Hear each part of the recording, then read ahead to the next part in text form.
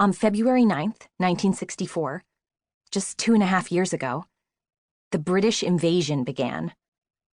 That was the night the Beatles appeared for the first time on the Ed Sullivan Show. I had tonsillitis.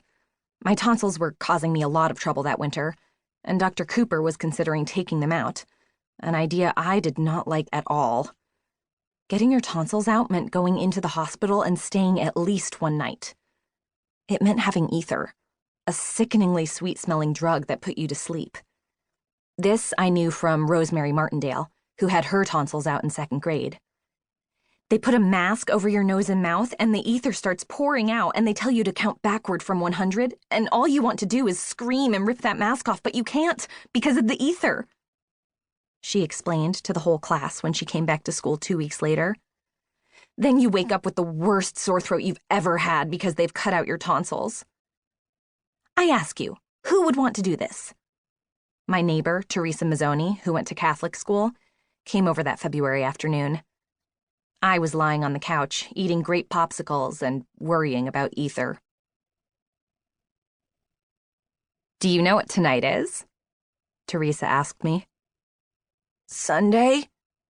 I croaked, because my throat was too sore for me to talk normally. She rolled her eyes. Not just any Sunday, Trudy, she said.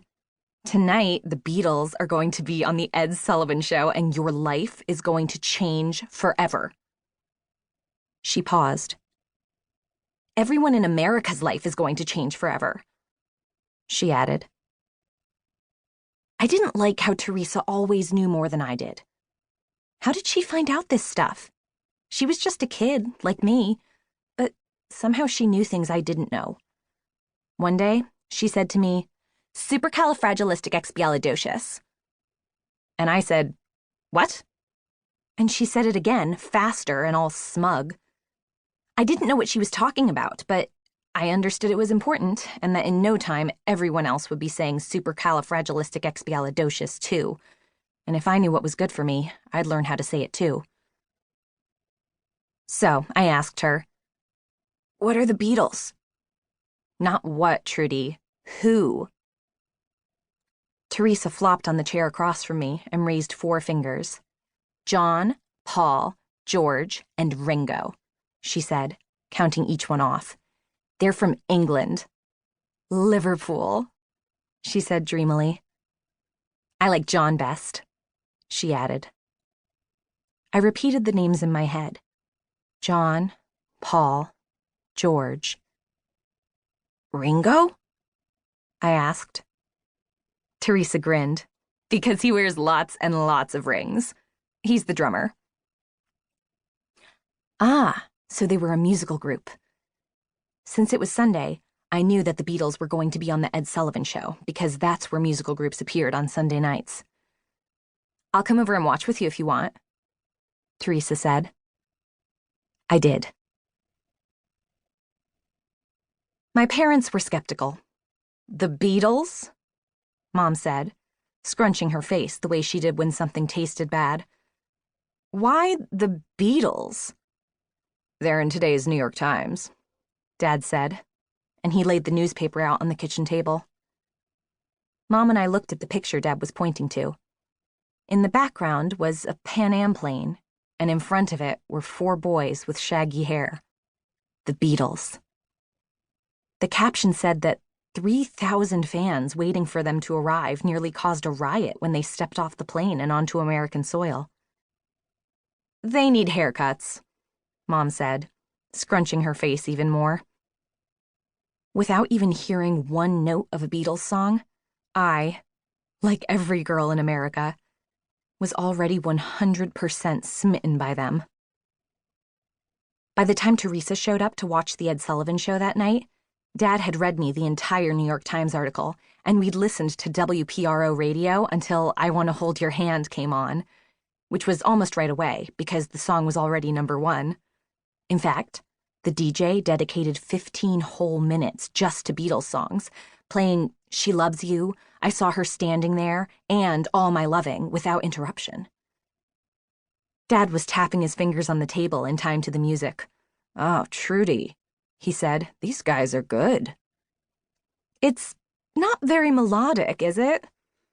Mom said. Mom liked Frank Sinatra.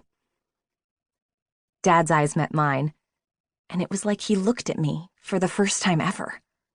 No, like he saw me for the first time ever. We smiled at each other. Two Beatles fans. Dad nodded, as if to say that we were in this together. I felt so happy I almost forgot my sore throat. I like Paul best, I announced when Teresa showed up. So do I, Dad told her. He scooped ice cream into bowls for us and set up the TV trays. Usually Mom did this stuff, but she wasn't a Beatles fan. She didn't understand. Ed Sullivan announced, "Ladies and gentlemen, the Beatles!" And the girls in the audience screamed and cried. Teresa screamed too. I couldn't, of course, because of my tonsils. But it didn't even matter, because there were the Beatles on the stage singing, and all I really wanted to do was sit there and watch them. I wanted them to never stop singing because, somehow, Teresa was right. The Beatles had arrived, and everything changed. Later, after the show was over and Teresa went home, Dad came and sat beside me on my bed. "Last November, we all lost hope, Trudy," he said softly. I knew what he meant. The November before, on November 22nd to be exact, Lee Harvey Oswald had shot and killed President Kennedy, and the whole country went into mourning. Our principal, Mrs. Abbott, ran into our classroom sobbing and said, "Our beloved president has been shot!" And she told us all to go home. When I got home, my mother and Mrs. Mazzoni and all the other mothers from the neighborhood, except Mrs. Blaze because she worked as a nurse in the ER, were sitting in front of the TV, crying. That's how I knew for sure it was true. Dad took my hand. "But the Beatles are bringing joy back into our hearts," he said, and he squeezed my hand. "I love you. Yeah, yeah, yeah," he whispered, and kissed me on the forehead. "I love you too, Dad," I whispered back.